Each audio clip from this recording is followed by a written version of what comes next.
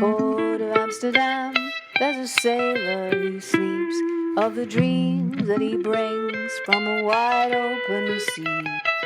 Da-da-da-da, da-da-da-da-da-da, da-da-F, da-da-E, da-da-A minor. There you go. Hello Internet, so nice to see you. Today I want to talk about how to be creative with rhythm. Now, it's a big topic, and if you notice, this video is gonna be slightly longer than usual, but come on YouTube. Do you really think we can get some real creativity going in less than 10 minutes? No. This is gonna be a long video because there's a lot to talk about, and we are gonna see a number of things and ideas to make your rhythm parts much more creative, and there's gonna be some playing too. So follow along, grab your guitar, take notes. This is this kind of video, take notes, and let's see how to be creative with your rhythm. I have always been quite interested in what you can do arranging songs for guitar and voice. So when you've got one person, what are all the resources that you can use when you're arranging? So what can you do that might make your arrangements more interesting? And so I started out somewhat by trial and error, singing over riffs, and then just riffs that were repeating. And, you know, it took me a little bit of time to get used to doing that. So it'd be things like... Blowing down these city roads, making notes and breaking codes, thinking of my bones, what's within that, you know, whatever. Yep. So, and then... Like it's nothing. Sure. And then I was like, well, can I sing over arpeggios? So then I formed a thing in Hespers 220 where I was doing that. Yes, I remember that. And so then, so basically, my question is, this is things I've just tried out slightly randomly, and then I've spent a long time trying to do them. Is there a better way than that to discover the interesting? Yes. Okay, there is a better way than that to discover. I'm sure you know a better way. There is Let's a put it better that way. way. There is a better way to discover the interesting rhythm stuff. Okay, cool. There is not a better way to be able to play it. Okay. Okay, for playing it, you have to sit down and figure it out. Okay, meaning that you're gonna have the score in front of you, and you need to find out how to play this rhythm and sing this other rhythm at the same time, which is the tough part. Okay, which I will not do. Okay, because I cannot sing worth anything. Okay. So, but there is a way. For instance, there's more than one way. That's the thing, is like, how much time do we have? Okay, so let's start from this. You have a melody, okay, any melody. The melody has a rhythm profile, okay, meaning what happens if I strip away all the information about pitch and I just leave the attack of every note, okay? Some melody at this point become incredibly boring because they are just like 7 quarters, and then 1 quarter to breathe at the end of the 2-bar. Makes sense? I call them the Beatles melodies. Makes sense? You see what I mean, no? Many ballads have these. There are 7 syllables, 7 notes, and the last note of the 8th beat, you just take a breath, and then you start again. Those melody, we're going to have problems working with them in this sense. But if the melody is a little bit more interesting, so there are some 8 notes here and there, or something more interesting, then we can do something that works really well for the rhythm guitar, okay? So you do this. I'm going to explain this in theory. Then maybe if you have a melody or two, we can try this. Okay. Okay. You write just the rhythm information of the melody, okay? And let's say your melody is 2-bar long. It could be more, it could be less. I don't care, okay? But let's say it's 2-bar, just for the sake of example, okay? So you take the rhythm of the 1st bar and the rhythm of the 2nd bar. You exchange them. And then you write an accompaniment that respects this new rhythm. Okay. Flashbacks to your rhythm mirrors. Yes, I know. I mean, this procedure, every time I explain it, I myself am thinking, this is silly. It will never work. No, it's not. It's not silly. It's just most people don't do things in a. Most informal composition doesn't occur in a kind of planned way, and thereby all these possibilities remain unexplored. Yeah, but that's the thing. It doesn't have to be planned. The idea is that you have a melody, you just split it in 2, typically in the middle. It doesn't have to be, that's the interesting thing. Invert those 2 parts and use this new rhythm to create the accompaniment part. Okay? And the thing is, once I started doing that by myself, I started realizing in how many songs this is happening. Okay? And it's all over the classic jazz era, 30s, 40s. It's all over those. It's all over modern pop. It's just some of those people know this and they're doing it. Okay. While I was thinking I was being really original. Okay. First of all, it surprised me how well it works. But then again, it surprised me that I've heard this. Okay. But I think that we, our brains are just so wired for pattern recognition that there's a pleasing. Yes, exactly. We don't consciously recognize it. Exactly. But there's an aspect in which there's a similarity/difference that's intrinsically satisfying. Exactly. That's exactly what's happening.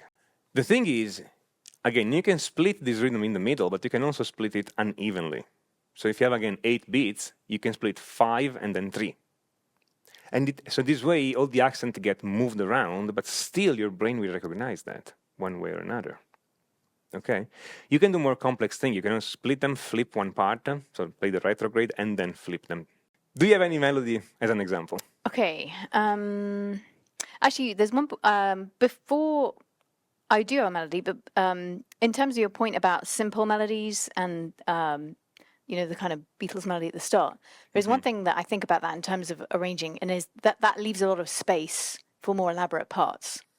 So, for example, if you think about the House of the Rising Sun, da, da, da, like you could play a more elaborate guitar. So, in a way, they might not work for what you're suggesting, but they can have some. You can. You could, because there's a lot of space, the notes are slow. So then, because if the notes are melody fast and you're playing a fast guitar part, not only would that be technically very difficult, but it would sound a bit crap because But we can still do better than that, because in House of the Rising Sun, the notes are not all 8 notes. Yeah, they are. Some They still short have notes some and some short long notes.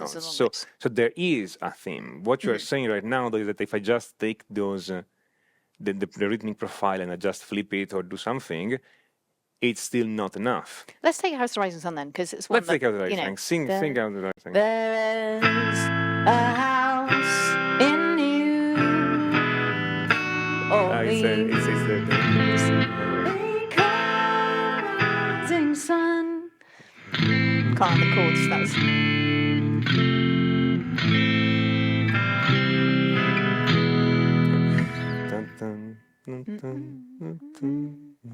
lots of. It's pretty. It's okay. It's 8 notes, but it's kind of dotted. It's swinging. What you can do, you can shift the melody 1/8 note later. So you sing it. There's a house in New Orleans they call Rising Sun. Okay. Let me take Am I singing it straight and you're playing it delayed? So I need to not wait for you. I'm playing it delayed. Fine. Okay. So. Dun, dun, dun, dun, dun, dun, dun, dun. So you have the. So I need to sing straight. You have the upbeat. You have the 3 and 1. Okay. I have 1 and 2. Okay. 1 and 2. There is a house in New Orleans they call Rising Sun, and it's been many a poor boy, and Lord, I know I'm one. The melodic material is rhythmically too even. I don't want to say it's poor. It's a good song. Yeah, but the melodic material is rhythmically too even. So we can start do any kind of crazy things. Okay. The problem is if you're able to play it in real time. The basic rhythm pulse is in 3. 1, 2, 3, 1, 2, 3, 1. Okay. So a good idea. No, I won't say a good idea. An idea would be to play a rhythm based on 4. So like I'm getting 1, 2, 3 pause, 2, 3, 1 pause.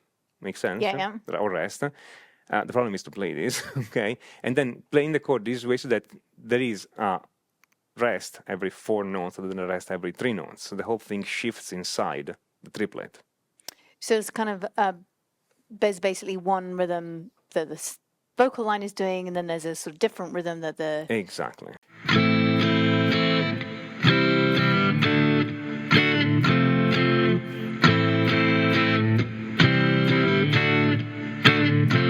Something like that. And you could phase the vocals as well. Yes. Like if you were doing a recording. That would be like the prog version of House of the Rising Sun. In fact, you would end up with something that was so far away, it would sound like a different song, and then it could be a different song. Yes.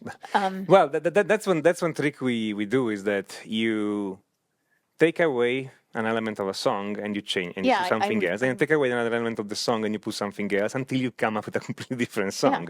So you take a melody, create an accompaniment, forget about the melody, create a new melody on top, boom, new song. So that's an idea. Now, Yeah.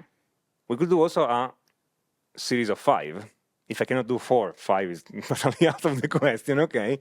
But we could do a rhythm of 5. So you have essentially you'll have 4 notes and 1 rest. Something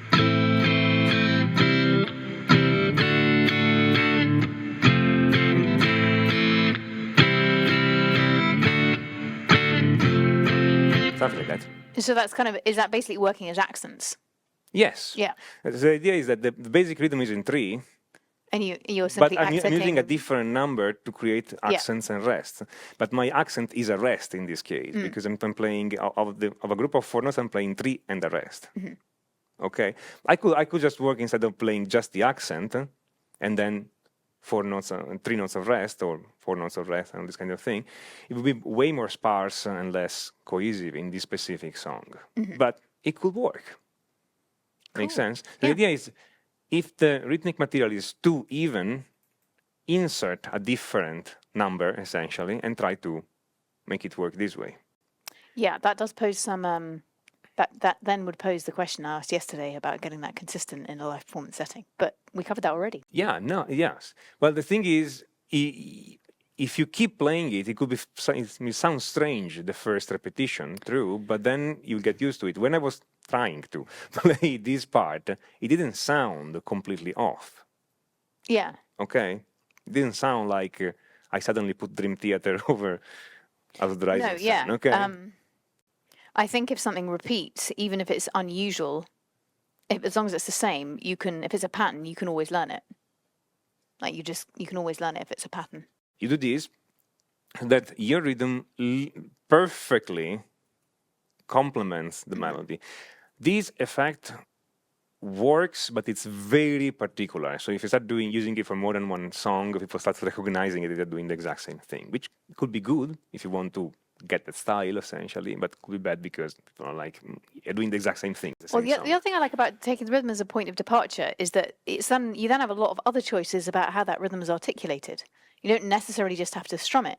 So let's say you have definitely. You could then have your rhythm could be 1, 2. You have all these other options of how that rhythm is actually expressed, which is totally nice as well. You can do all those things.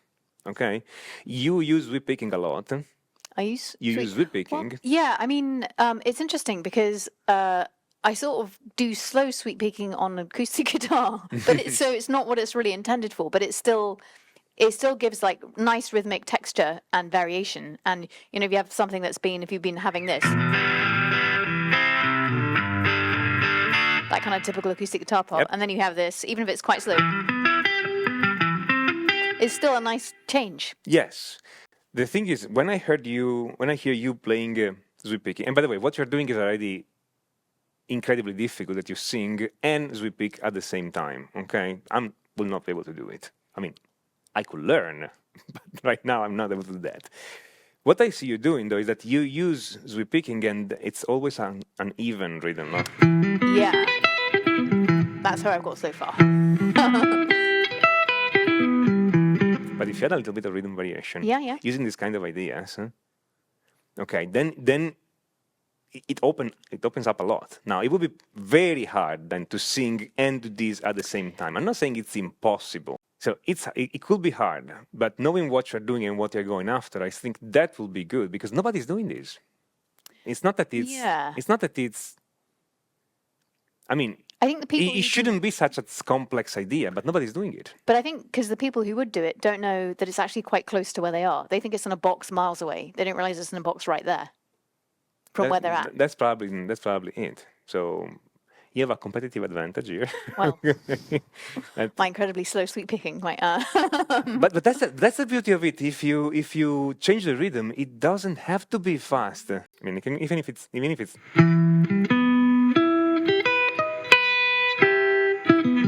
Say, okay. In the port of Amsterdam, there's a sailor who sleeps of the dreams that he brings from a wide open sea.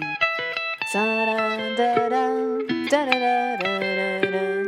da da F da da E da da A minor. There you go. Fantastic. Thank you very much. Thank you. That was fun.